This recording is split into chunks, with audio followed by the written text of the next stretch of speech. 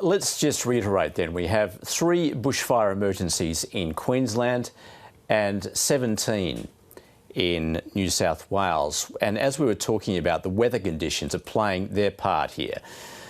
And let's get more on those conditions. We're joined by Dean Sgarbossa from the Extreme Weather Desk at the Bureau of Meteorology. Dean, thanks very much for talking to us. So let's start in New South Wales. Obviously, we have very strong winds there that are fanning these fires and obviously creating further outbreaks. What's the latest situation there? Yeah, that's right. Still, unfortunately, very dangerous fire weather conditions affecting parts of our northeast New South Wales. Look, those strong west-northwesterly and gusty winds are persisting. Temperatures are still in the mid to high 30s. In fact, Evans Head recorded 41.5 degrees today. Look, there is a lot of local effects going on as well. Port Macquarie is seeing an onshore wind, which is about 10 degrees cooler than its nearby neighbour Taree. But that wind change will likely affect the fire near Port Macquarie Airport. Now, winds are expected to stay up and relative humidities at less than 10 or 15% likely to persist until a cool change moves through later this evening. Now, those winds are expected to still remain quite strong, particularly about the northern tablelands, with wind gusts in excess of 90 kilometres per hour. That is damaging wind criteria, and there is a severe weather warning current for that. Sorry, Dean, can I just interrupt there? When you say there'll be a cool change this evening, how will that affect the fires? Because that won't necessarily bring relief, will it?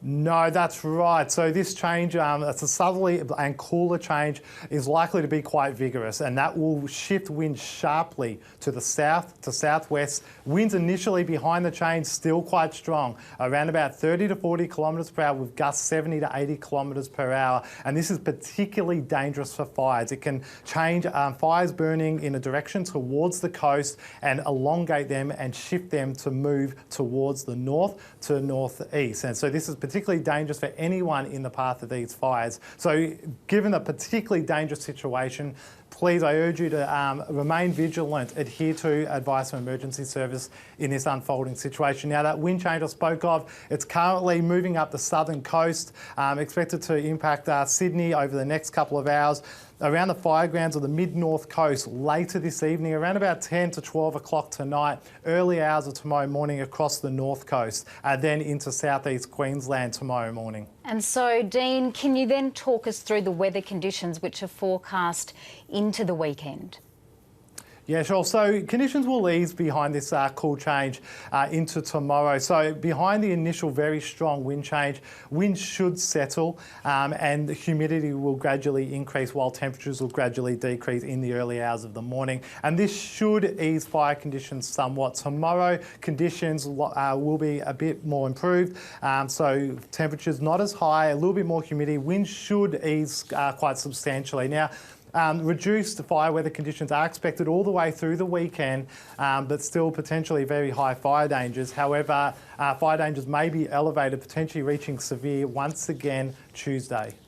So, Dean, when you say that these will ease fire conditions, what exactly do you mean by that? Does that mean that it would be easier for firefighters to tackle the fires that are already there, and perhaps also that there will be less likely that new fires will occur?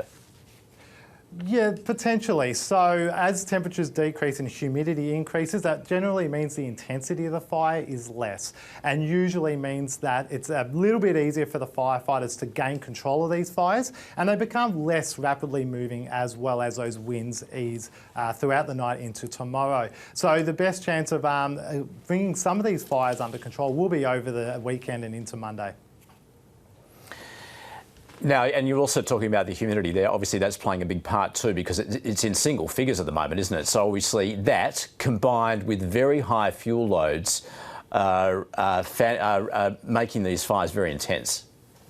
Yeah, that's right. And not to mention, some of these areas are rainfall deficient. They've recorded well below average rainfall. So conditions are really prime for high, like you mentioned, high fuel loads, very dry, ready to burn as well. And also just looking at the satellite imagery recently as well, it looks like some of these fires are so intense, they're starting to create their own clouds and immediately above the fire. And what that means is it can produce quite erratic fire behaviour and winds near the fire ground, and once again leading to very dangerous conditions near these fires. Dean, are the conditions that you've been describing to us in northern New South Wales similar to those currently being experienced in Queensland southeast?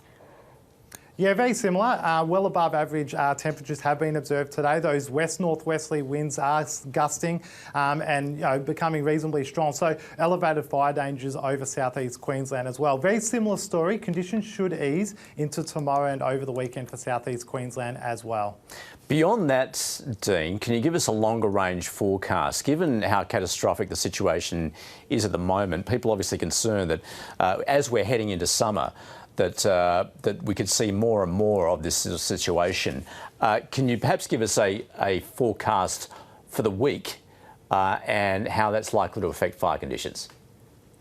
Yeah, so in the immediate term, I mentioned elevated fire dangers could return from as early as Tuesday. Temperatures are expected to increase once again Tuesday into Wednesday, leading to those elevated fire conditions. Now, leading further in towards summer, we are expecting to see well above average maximum temperatures and drier than average conditions as well, which are likely to exacerbate fire conditions over southeast Queensland and northeast New South Wales.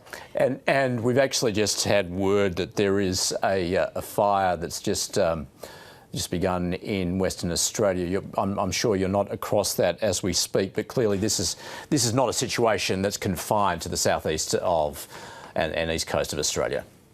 Yeah, that's correct. Sadly not. This quite high, or hot air mass rather, and high temperatures is currently affecting Western Australia as well. Tomorrow seems to be the most dangerous peak day. We're forecasting temperatures in excess of 40 degrees over southeast Western Australia. Those strengthening dry northeast winds will fuel elevated fire dangers, reaching severe to extreme, maybe even locally catastrophic for some fire districts tomorrow.